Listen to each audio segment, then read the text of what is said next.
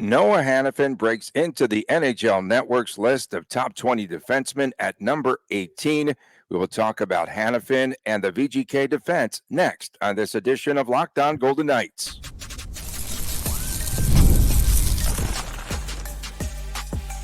You're Locked On Golden Knights, your daily podcast on the Vegas Golden Knights, part of the Locked On Podcast Network, your team every day. Hi again, everyone. Tony Cardasco, Chris Golick from Las Vegas. Thanks for making us your first listen every day. Find us wherever you get your podcast, and please subscribe to our Locked On Golden Knights YouTube channel. We are brought to you today by Gametime. Download the Gametime app. Use the promo code Locked On NHL for $20 off of your first purchase.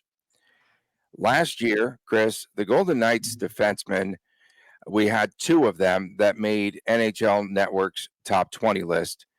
Alex Pietrangelo checked in at 9th. That was rather high at 9th. And Shea Theodore was 20th on the list. And yesterday, the NHL Network, they unveiled their new top 20 defenseman list.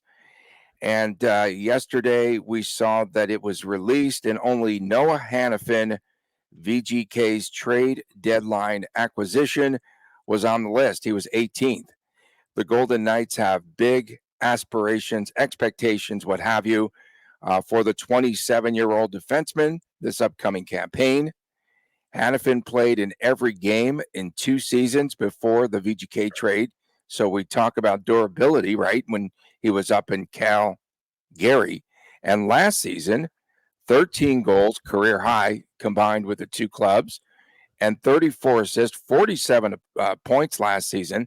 He played in 80 games only because he had to make the move to Vegas, missed 1 game. But all of that, and I think it's impressive that he's broken in to the top 20. Wasn't there a season ago, and but he plays very much consistent hockey. And we've talked a lot about Hanifin, and this is good that he broke through. But when we talk about the Golden Knights defensemen, Chris, we always say, man, this is an elite core, right, of defensemen, but yet they don't get those accolades. So it's more like a defensive unit, I think, when you think of VGK rather than one individual player. Oh, it's a great defensive unit. That's a perfect way to put that. You want to talk about accolades, Cale Makar, Quinn Hughes, Victor Hedman, Roman Josi, Adam Fox, those types of players who do a really good job on both sides of the ice. Not that Pietrangelo doesn't do a fair job on the offensive side, but he's definitely not any of those fellows. And I guess before we get to Noah Hanifin, you said Pietrangelo was 8th or 9th last year? Is that what you said? Yeah, Pietrangelo 1 season ago was 9th on the list going into I don't know season. if I don't know if 9th was too high, but I feel like too high. I feel like he hasn't done enough to crawl out of the top 20. I mean, looking at his last season's numbers, like it wasn't great, but I mean, it was 4-29, 4 goals, 29 assists. Previous season, 11-43. So I guess he fell off a little bit. I don't know. But Noah Hanifin, I mean, listen, we've talked so much about Noah Hanifin lately, and it's nice that he's being recognized, I guess, as I don't know if he's a bona fide number 1 defenseman, but he's up there definitely. The NHL.com or the NHL network rankings, pardon me, certainly warrants he gets, I guess, that top that shutdown type of defenseman notoriety. I'm not sure where I'm going with that there. Last season, like you said, played a total of 80 games between the two clubs. Total of 80 games. I don't know if the trade impacted him. It did. It was a 1-day lag. Yep. Yeah, exactly. So no big deal there, obviously. Collectively 13 and 35 points. I mean, I don't know. It's the 10 assists with the Golden Knights in 19 games. That's noteworthy. I would definitely say that's noteworthy. And listen, we've talked a lot about the playoffs last season, about a lot of ghosts, Shea Theodore being one of them. Noah Hanifin comes in, gets 2 goals and 3 assists. I probably did not realize that until this very moment right now. So Noah Hanifin, I understand that he's got some big expectations next season. I still think the expectations are a little bit unfair, but I guess I understand, right? I mean, 25 games with the Vegas Golden Knights, 27 games with the Vegas Golden Knights, if I can do math, it'd be even better this morning. 26, 27 games, whatever it is, 5 and 12, 20, 17. I mean, he's on pace for about 60-point season. I don't know. Can you do it? Can you do it? Yeah. Maybe he can. Maybe he can. Yeah, with Cassidy and the way that he likes to utilize his blue liners there offensively. Career highs, again, 13 goals, career high last year. 11 of those goals came in Calgary, and he's played at age 27. I didn't realize how many games he's played in, 678 NHL games, and he's just 27. So under 30 years of age, and he's got a lot of miles on those skates. Yeah, but defensemen go usually a little bit longer than wingers and centers as far as how long of a career, even like goaltenders and stuff. So, I mean, Noah Hanifin might still have 10 to 11 years left of his career, depending on how his body holds up. It's held up pretty well so far. I mean, 80 games collectively last season, but probably would have been all the games if it wasn't for the trade. I don't know how that played out. 81 games. The COVID shortened year, 47 of 56.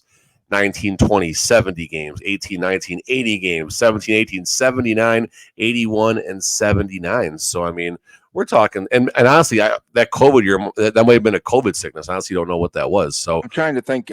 He might have had the COVID. It might have been just looking at his career. It wouldn't surprise me if that was like a COVID, week and a half type of shutdown or whatever craziness they used to have to do then. But yeah, I mean, listen, this is definitely a good move for the Vegas Golden Knights, and this was definitely something that was praised at the trade deadline. I understand his the timing of his extension certainly caused a little bit of turmoil, and we talked a lot about that. It caused a lot of turmoil, no doubt. But that said, it was the right extension, and now Noah Hanifin is a Vegas Golden Knight and part of a very strong defensive core for a long time. I mean, if he keeps putting up 75, 77, 78 game seasons, that's wonderful. I guess the biggest question, and we talked about this, I think, sometime last week, is it Pietrangelo and Hanifin, or do they split those two up? I really hope they split them up. I would love to see Haig with Pietrangelo or Hanifin for starters to help develop his personal game. The edge rankings. We talked a lot about the edge rankings a few weeks ago, and then everyone started talking about the edge rankings. That's the way it goes. But upper 98 percentile in terms of the distance that Noah Hanifin skates in games, because he covers a ton of ground. And if you notice the game of Noah Hanifin, he will skate from the defensive end, and then he goes in front of the net. He pinches way deep at times, right? But he's good enough to where he can make that recovery. But he's a guy that will give you the net front presence. It's funny you mentioned that, because I complimented Zach Whitecloud on doing the same thing a lot last year. Weird things happen where players will have to go, and not that they're going over the ice, they're not coming over the boards as a center, but just the way shifts work out and things like that. There are times when a winger is covering the point and a defenseman is down low. It just kind of happens. And Hanifin, with his skating ability, can go anywhere on the ice and get the job done. And Zach Whitecloud, I think, did a good job of that too. There's times Zach Whitecloud was at the bumper position at the top of the crease, just kind of, it's what happened in the shift and things like that. And again, Noah Hanifin joined the team late. Zach Whitecloud was doing that earlier in the season, but point being is that's something else that Zach Whitecloud can learn from, or Nick Hague can learn from, and even just the forwards can learn from the work ethic of Noah Hanifin. And I've complimented Noah Hanifin's skating so much, just like you just mentioned the edge rankings and things like that, but I don't know if there's a better transitional skater in the game. I don't know even how you measure that stat, but I would like to see who the fastest skater is from a standstill position. You give them 2 forward steps and then they turn and go backwards, and how long it takes them to get to full speed. Like, I would love to see some type of skills competition. That would actually be cool for the defenseman. They do the fastest skater competition, and it's usually forward. Sometimes there's a defenseman in there, but it's usually forwards in that competition. I would like to see something geared towards the defenseman, like a backwards fastest skater, something with the defensive where they have to go forward and turn backwards, where it's defenseman only that can enter it. I think that would be interesting. Yeah, much more interesting than hitting pucks into Lake Bellagio. He was also ranked, Hanifin, 11th among defensemen generating takeaways per 60 minutes. So that's another plus there for Hanifin. And someone will claim that we're negative today because we're praising someone so much. Listen, Hanifin, everything is there. He checks every single box there is. And the only negative that I have are the expectations. There's been a lot of people who are, 60, 65 point season, dark horse Norris type of candidate season. I hope so. I don't think that's reasonable. But I think we talked about this last week as well. I think a good 40, 45 point season would be remarkable. If he gets to 50, 55, or even 60 points, even better. But I don't want people to say if he only gets 42 points, I don't know, 11 and 33 assists or something like that. People will say it was a bad year if he plays 75 games, because that certainly is not a bad year. That's literally what his career line is. He'll do all the intangible things, though, creating turnovers, Exactly. have net front presence, quarterbacking the power play unit. He will be a plus player who can do so many things. And I'm sorry to cut you off there, but no, you're good, dude. You're good. I think of his high hockey IQ when I think of Noah Hanifin as well. 100%. So much good that he's going to bring. And again, full credit to Kelly McCrimmon for locking him up. I question the timing he did it, but besides that, at the end of the day, Kelly McCrimmon did a great job at the trade deadline getting Hanifin, giving the team a chance to advance last year. And then obviously you fast forward to the fact that he's a Golden Knight for the next 7 seasons, something like that. Yeah, for sure. We appreciate everyone tuning in. Stay with us. Coming up next, VGK needs to do better in the dog days of hockey. Stay with us right here on Locked On Golden Knights. We are brought to you today by Gametime. Download the Gametime app today. Use the promo code LOCKEDONNHL. You'll get $20 off of your first purchase. Curation makes it easier to save more on sports, on concerts, on comedy, on theater, and much, much more. And they have all-in pricing where you toggle the feature and you get the total up front. And so there's no surprise fees at checkout. You have the seat views where you get the panoramic view of your tickets. The lowest price guarantee or Gametime credits you 110% of the difference. Your purchase is covered by the most flexible customer service policy in the ticketing industry. Take the guesswork out of buying concert tickets and tickets of all sorts on Gametime. Again, download the Gametime app, create an account, use the promo code LOCKEDONNHL, $20 off your first purchase.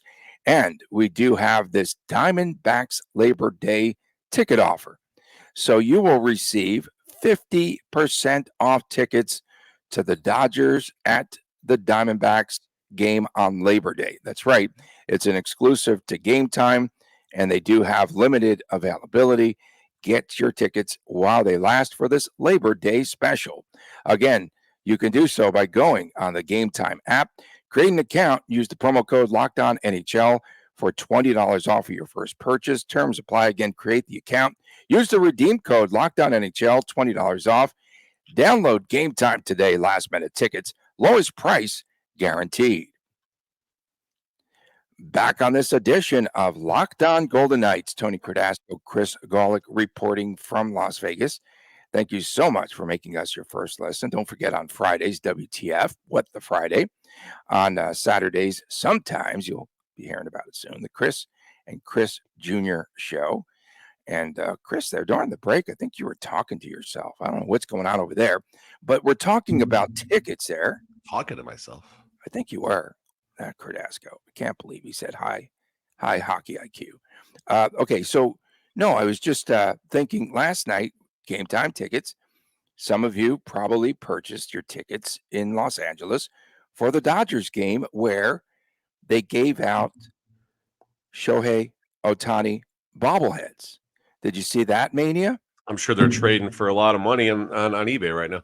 Already, that's what I wanted to get to. First thing this morning. So there were, I think, only 7,500 of these bobbleheads. People were lined up. Oh, wait, let me give you a number before I even know here. 500 on eBay. So amongst the 7,500, I forget how many there were, but they had the gold Ohtani bobblehead. Also, they had like a short print one in there too.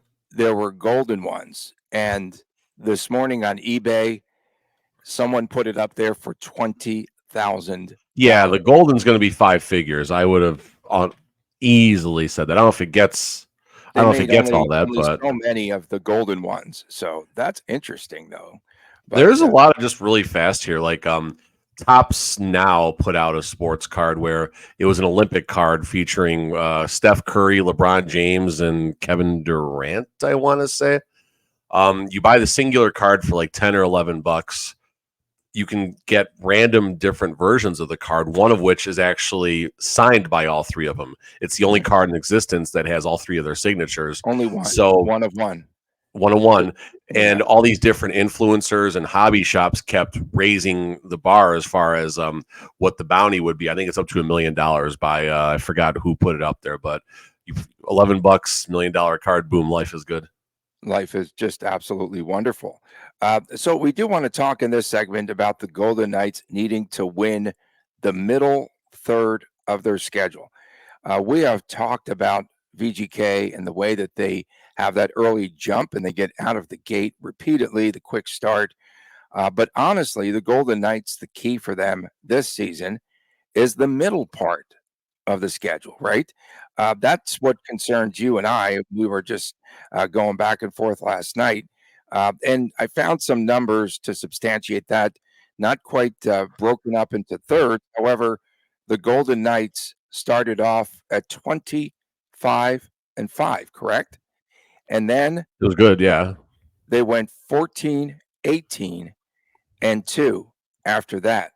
And so for the Golden Knights to be successful, they need to get just a consistent start, because when they were out to that quick start, right, you think they're going to run away, but then things started to even out there.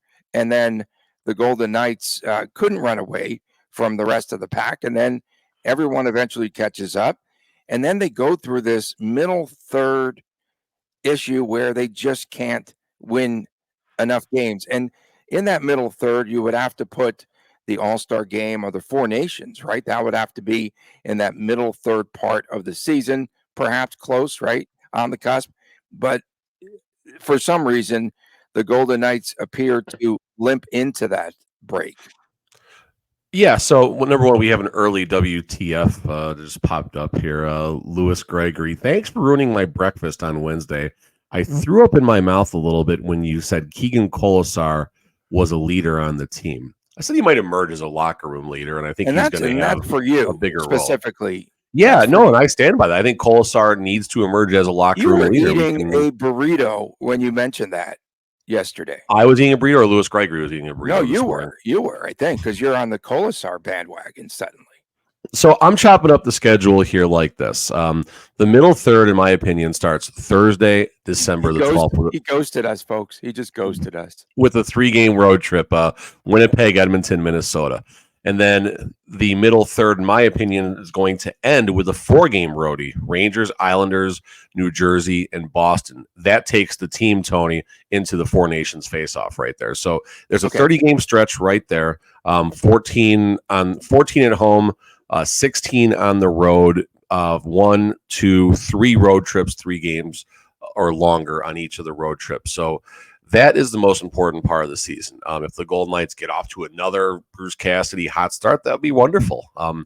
Is that a reasonable expectation given the turnover and stuff like that and a lot of changes in the locker room? I don't think it's reasonable at all. So the Golden Knights, we've talked about what I think the formula to at least making the playoffs is, and then having a chance to make a deep run.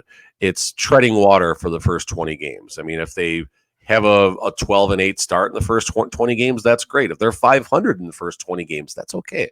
That's okay. But then after that is really when they need to just kind of hang around, inch up the standings, go on these a couple runs of like 7-3, and then maybe like a 6-2-2 type of run. Just little runs, maybe not these massive 10-11 game streaks where they don't have a regulation loss, but just enough to keep accumulating points and to be comfortably in a playoff spot. And they can't rely on, an incredibly hot start in the first 30 games to carry them through the whole season like they did last year. That hot start, if it wasn't for that hot start, the Golden Knights aren't even in the playoffs. And we're talking a much different vibe from the last season. So an okay start in that middle third just to keep going is really important. And last 2 seasons, Coach Cassidy's Golden Knights have not done well in that middle third at all. Even the first season for Coach Cassidy, the Stanley Cup year. Hot start, Middle third was bad, especially the last game before the All-Star break against the Islanders, just one of those just no-show type of games. And then, then the team all of a sudden, they go down the stretch that year, like 3 or 4 regulation losses after the All-Star break or something like that. It was remarkable. I mean, that's what the Golden Knights need to do. I'm not saying they need 3 or 4 regulation losses after the Four Nations face-off, but you really need to see the identity of the team born during that middle third. We talked about identity, obviously, in yesterday's show. Yeah, and one of the areas too, keep in mind that Bruce Cassidy will have a big part, a huge role in the upcoming Four Nations face-off. And so that's going to take him away from his focus of the Golden Knights. They're going to be doing work throughout the season. In November, right? They have to have the rest of the roster there for Team Canada. They have to assemble that. It's a lot of work that's going to go into this. And Cassidy's usually focused just on VGK. Going to be interesting to see how that transpires for this club. What is it about the composition of VGK that allows them to get off to that very fast start, and then we've seen this middle third fade? A lot of veterans, I think, is the answer right there. I mean, in Coach Cassidy's first year for the Stanley Cup year, injuries. The team was decimated more by injuries, I think, then at least in a short span than they were last season. Last season injuries were really bad too, but I feel like everybody got injured in that middle third, and then they slowly but surely kind of all came back to health. Mark Stone, obviously, withstanding, unfortunately. This past season, you had injuries. You also have a Stanley Cup hangover, which I think just took a little bit more time. I think the Golden Knights surprised a lot of people last season early on, which is kind of odd. They had just as big of a target then as they're going to this year right now. But teams just didn't seem ready to play in Vegas for whatever reason. I don't understand if the Vegas flu was back again. That seems like a thing of the past, but maybe it was, maybe it wasn't. I don't know. But again, relying on this hot start, I don't know if that's going to happen again. Okay, I've got to get back to it because you kind of shut us up here. But Kolasar, what do you stand? You're standing by your words that he's a locker room leader, and what do you upset I'm about? standing by my words that he needs to take more of a leadership role. Okay, he needs to become more of. I mean, he's been with this team since what? Called him a clown, like the locker room clown. He can be the locker room clown. He can still be a leader. Jonathan Marchessault was a leader. He was the class clown all the time. Right. But Kolasar, I mean, listen, people do rally around the fourth line energy guys that stand up for the team. So someone like Kolasar, if he wants to, and maybe he does have a greater voice in the locker room. We just don't hear about it, but maybe he does have a greater voice in the locker room. If not, it would be a great time for him to take on more of that type of role right now, because players are going to look to him to, I mean, he's the one defending them. He is the fighter on the team. I don't know if that's a good thing or not, but he is the fighter on he's going to take a bunch of punches for this team. All right. Hopefully he gives more than he takes, but he's going to take a lot of punches for his teammates. And it wouldn't be bad to see him standing up in the locker room if things aren't going well. Hey, I just took a fist for you guys. Let's get it going. Something like that. I don't know exactly how those rallying speeches go, but I 100% stand by the fact that Kolasar should emerge as one of the locker room leaders throughout the year. Coming up next, block everything, including Golic, if you don't like him on X. Comes your way next, right here. Take a number. It comes your way next, right here on this edition of Locked On Golden Knights. Welcome back, Locked On Golden Knights, the Thursday edition. We appreciate you tuning in. Don't forget tomorrow, WTF, What the Friday, line up all of those great comments. And of course, Saturdays, sometimes, you like how I say sometimes, Chris and Chris Jr. show right here. And that's a lot of fun. And hopefully they'll be firing that up pretty soon. It's the YouTube exclusive. We will. And, what's that? And we appreciate we appreciate everyone. Yeah, there you go too. Yeah, we appreciate everyone tuning in, as always, especially all of the Golden Knights and their burner accounts. Okay, where were we? Oh, the Golden Knights finished third in the NHL this past season in block shots with 1,506 blocks. Braden McNabb led the way, 207 blocks. Alec Martinez, it was his fault that VGK lost to Dallas in the first round with 165. Pietrangelo had 160, leading the charge. Chris, doesn't Bruce Cassidy coach VGK to block? everything. Cassidy and Burke want the forwards, the centers, the defense, and Chance out there blocking every single shot, which is kind of weird. Goalies would like, I mean, listen, if the goalies are in a sellout situation, obviously they want their defensemen trying to bail them out. But general way of thinking, whether it's youth hockey to college to professional to the American League to the Q, Tony, let the goalies see the shots. If it's a 2-on-1, block the pass, give the shooter the shots. Coach Cassidy and Sean Burke, they take a little bit of a different approach. They do want, especially the defensemen, blocking everything. And it became, I don't know if an issue is the right terminology, but it became noticed that the Golden Knights, and it's not even called an own goal in hockey, but for lack of a better term, a lot of own goals where the pucks are taking these strange bounces off a defenseman who's right in the kitchen of the goaltender. We're not talking like 20 feet out where they still might be able to react. Starting with that Alec Martinez, that was just a friggin' fluke. That's a block you got to try and go for every time. We're talking about Game 7 against Dallas, but there's been some other ones where, you literally do see Alec Martinez going down in a butterfly trying to block a shot and things like that. And I know for a fact that drives at least one of the former Golden Knights goaltenders a little bit nuts. And again, it's nothing Alec Martinez is doing wrong. He's simply doing what he's done his whole career and what Coach Cassidy wants him to do. So I went on Money Puck this morning. I got 16-11 block shots. So we're close in our block shots number. I don't know where I got these numbers. You're probably official. Okay.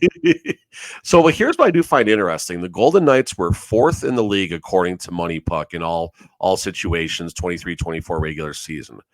I'm going to read all situations. So I have them. I don't know. I can't even cite what my site was. But I have them 3rd. I got them 4th. So whatever. We're close. Okay. So who's ahead of them? So I'm going to read the entire list of teams ahead of them and around them.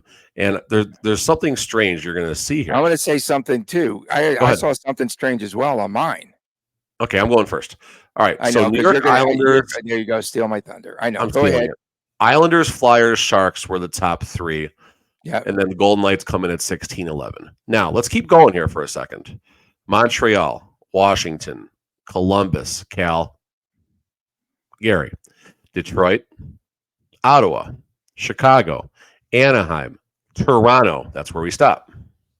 I stop at Toronto. Of the top 13 teams that led the league in block shots, only one of the top 12, was a playoff team. I have like 2. That's why I've been holding up the number 2. I had 2 in the top 10, VGK and Washington. Isn't Washington on your list?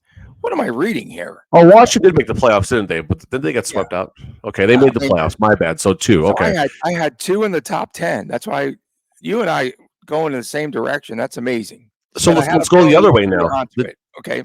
The teams that were the bottom, the least amount of block shots. Carolina Hurricanes, that's a cup contender. Florida Panthers, that's a cup winner.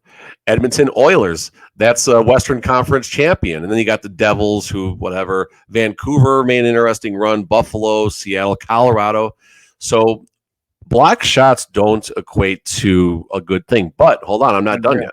I'm not done yet. Did all this this morning. You better one up me again. But that's why I held up 2 fingers during your whole read there. But okay. Yep. So I got one more here.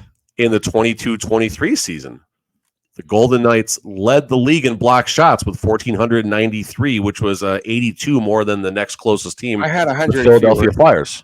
I had 100 fewer blocks on my list. I got you. So point being is in 22-23, the formula worked. In 23-24, the formula didn't have as good of results, I guess. Pretty interesting stuff. And I have to point out, I'm going to try to one up you here. Go ahead. Because I feel that he should be immortalized with the golden bobblehead. Tomas Bjornfoot had 4 block shots last season. You probably have him at 10 on your list. I don't know what you're doing there. Being aggressive. Sorry. I keep forgetting about him. Would he have been on the Stanley Cup if they would have won it last year? Probably. It would have been the first name. Being aggressive, blocking shots leads to a lot of injuries, right? And Alec Martinez has a ton of battle scars that he's taken to Chicago from blocking all of those shots. But you do put your players in a little bit of danger. Yes, you want to make sure that you're in front of the puck. and you are getting a chance to block a shot. But do you need to dive and go out of your way and risk an injury by Yeah, blocking you do. shots? You do. Listen, the NHL, it's Warriors, you gladiator, whatever terminology you want to use. These guys are friggin' nuts. Anyone who's ever been like, I remember I was in a Chicago Wolves game before they put the netting over the glass, like behind the nets, and warm up. I go jump and grab a puck that's flying probably 80 miles an hour. After it deflected and felt like I broke my hand. And then I've reffed a lot of hockey out here. You get hit by pucks all the time, but those are beer league guys, in the friggin' C League who, you might get hit by a 40-mile-an-hour puck that finds no padding on your leg. And that hurts like a lot of bad words I want to use right now.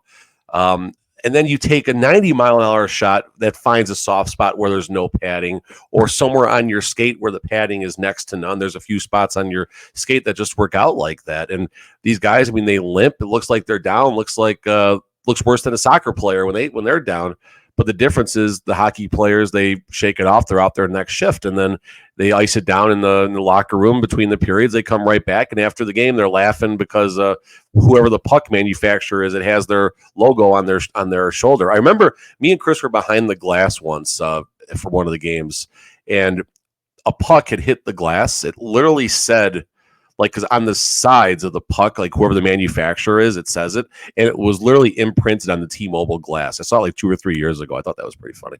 That's pretty cool. Make sure that, and that hurts, especially with Colasar shots and almost reaching you upstairs. Make sure that little Chris wears his Guardian cap to VGK games. Let Colasar take a shot at you. See how it feels.